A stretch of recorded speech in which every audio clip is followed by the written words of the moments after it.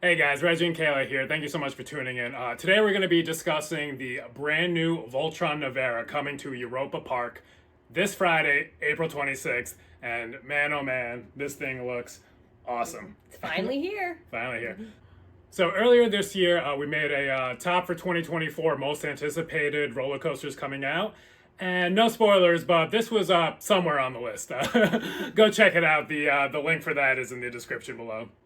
So I always knew this was called Project Voltron, but I didn't know about the Nevera part. So like recently is when I saw that. So I looked up Nevera, and apparently it means refrigerator in Spanish. Did not know that. I thought it was refrigeradora, which is what I learned in 8th grade.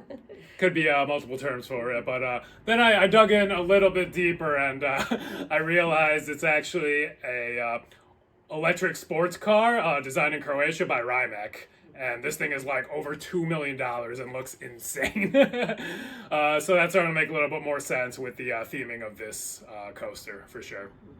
Europa Park seems like an amazing theme park with all the bells and whistles. You've got dark rides, thrill coasters, family rides, gorgeously landscaped. You can tell they really take care of this park, and that's something I admire.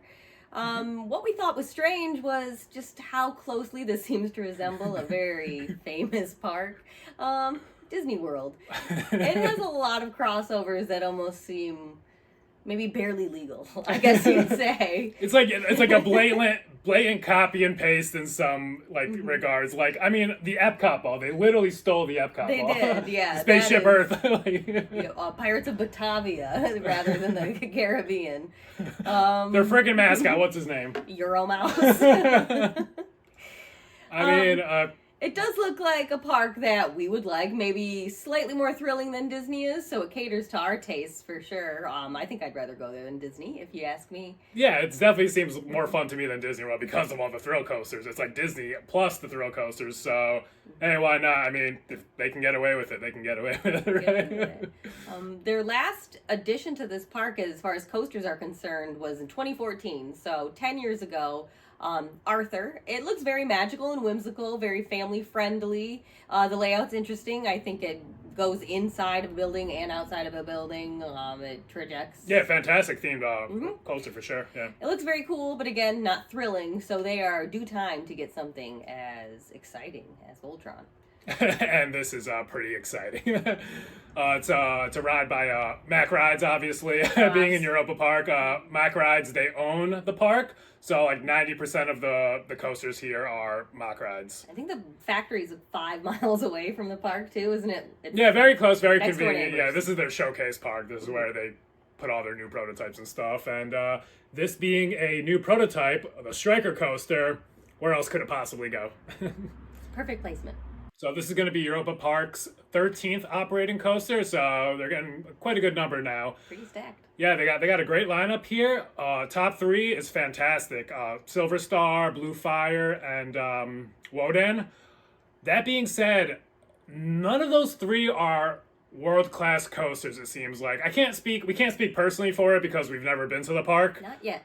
Being over here in America and not ever been to Germany, it's pretty dumb, but It's pretty dumb. we surely will one day. But yeah, Silver Star is a B&M hypercoaster. We've been on millions of those, so we understand how that would ride. Woden, GCI, we've been on a fair share of our GCI coasters, so we have a decent idea. Blue Fire, not so much. It's cloned a bunch of times around the world, but we haven't been on any of them. I'd say maybe the closest coaster to Blue Fire we've been on is maybe like Copperhead Strike. I guess. Which is very, very different, so can't really say much for Blue Fire. We do love that, though. So. Yeah, that being said, yeah, we've heard it's good, not amazing, though. So I think this is finally going to be their world-class, standout roller coaster that they've been looking for. And something you can't compare to anything else. Brand new, there's Yeah. nothing like it. Crazy. No frame of reference for us. This coaster is going to be located in the Croatia area of the park, the newest addition, and it seems like this is the only attraction over there right now, so everything is very heavily themed to Voltron. This is themed after Nikola Tesla's electricity experiments, sending electricity from one tower to another, and I think you are the electricity, you're the current, and the coaster is transporting you. The coaster's transporting you, your cosmic energy getting flung from one tower to the other. Sick. sick. The trains on this car have what look like luxurious Corinthian leather seats, and maybe they are or not, but either way, they look very fancy. We want one of these for our living room, I think. Yeah, super fan. Like I'm scared to sit in these and like ruin them. Nice. Yeah. I need one of these in my house. Like, wow. Fancy. They look like nice cushioned leather. Absolutely. So the train holds 16 people, 4 rows of 4, and it's set up with like wing seats on the sides, which are probably going to be the best seats to ride. I love me a good wing seat. And these trains just look superb. I haven't seen anything like them. Kind of reminds me maybe of like a Gerstlauer Infinity coaster, but no, not really. And something tells me this is going to ride much differently than that. Definitely. So with over 4,500 feet of track, this is a long ride, and it has 2 very distinct halves. It's like the one thing we don't like so much, but we'll get into that a little bit later. So this coaster has a height of 105 feet and a speed of 56 miles per hour, or 90 kilometers per hour, since it's in Germany. These stats may not seem overly impressive at first, but I would not let that dissuade you from getting excited about it. Some of our favorites, Twisted Timbers, Phoenix, which wins best wooden coaster of the year many times, and that only goes 40 miles per hour. So yeah, both of these roller coasters are shorter and slower than this, and they're both in our top 20. So yeah, stats sometimes don't mean anything. Exactly. And what you do with the layout really can change the speed. It doesn't... Yeah, the layout and how the trains traverse said layout is what's most important about roller coasters, hands down. Absolutely. All right, so Voltron Nevera has 7 inversions, broken up by a turntable in the middle of the ride. And you'd think this turntable would probably be in the station, like other roller coasters. Wrong. It is at the furthest point from the station as you can get. It's all the way at the other tower, making it like a true like half and half roller coaster. And and you think with 7 inversions that this might lack airtime or hang time. Again, wrong. Remember, this thing is very, very long. It literally packs all of these elements in what seems to be perfectly. Okay, so let's get into the layout here. First, you start inside of this tunnel with this pre-show, electricity flashing in your face, getting you all charged up, ready to go, and this just looks awesome. And then you get launched up a 105-degree angle. They're saying this is the steepest vertical launch in the world at 105 degrees, which I believe. And it seems like if you're in the front of the train, you're still launching as you're like fully upside down. So I can't imagine what that's going to feel like. Unique sensation. That's pretty wild, yeah. Mm-hmm. This is a quirky looking kind of loop, and then after that you go into your first corkscrew. After that, a little ejector speed hill, followed by not 1, but 2 Immelmans. That's very unique. I'm not sure if I've seen that on any other coaster. After that, it goes into a little boost launch to get you through the next element. Not sure it'd make it through without this, which is your stall. Looks like you're getting amazing hang time here. So that's already the second time on this ride you're getting insane hang time, and we've just started. And then you go into your second ejector hill, and this one is a little more sustained, looks a little bigger, and this is a trend that you will continue to see. Then we've got some twists left and right. Into a dive loop. And then you go up into the brakes, and this is the halfway point of the ride. So yeah, you'd figure like most coasters are done by this point. That's a full ride, but this thing is just getting started. Full ride with a full layout, but wait, there's more. No, there's absolutely more. So this is where you hit your turntable. You're now at the second tower, the other tower, getting ready to get charged up to get shot back to the first. Now remember, you are the electricity here. Exactly.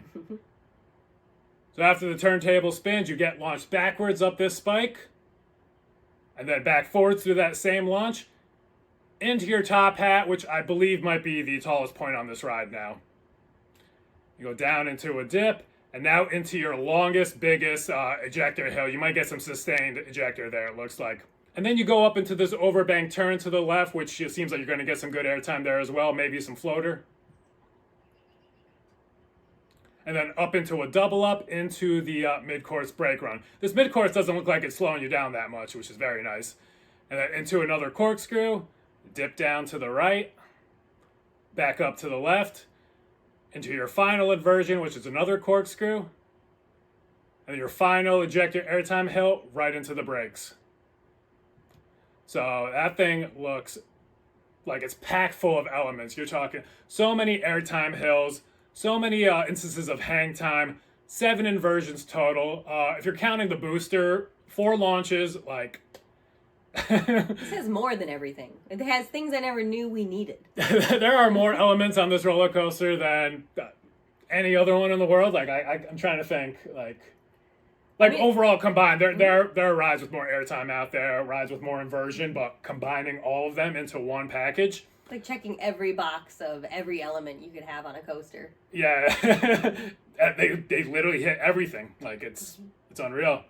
And it seems very thoughtful. There's no splashdown. Yeah, there's no splashdown. You don't get hit with water, so I guess it's not a water ride or anything like that. But I mean, no, they just hit everything, and it just looks so fantastic. It seems like a very thoughtful layout too, because I think if this maybe was just described to you without seeing it, it sounds like a mishmash, and almost like, oh, let's cram everything into one ride. But that is not what we're seeing here. So yeah. Basically, everything about this ride just looks perfect. My one complaint is the turntable in the middle. I hate it when there's like a stop in action, but for this ride, it just seems to kind of make sense, honestly. So I think maybe I can get past it. And it seems very unique. I've never seen a turntable in the middle of a ride. I've never seen it not in the station. So, I mean, let's see how this goes. It's two rides in one. Yeah, That's exactly. It just looks so much fun. And based on these this footage that we're looking at, it just looks super smooth. Oh, look how much fun all these people are having. They're so lucky.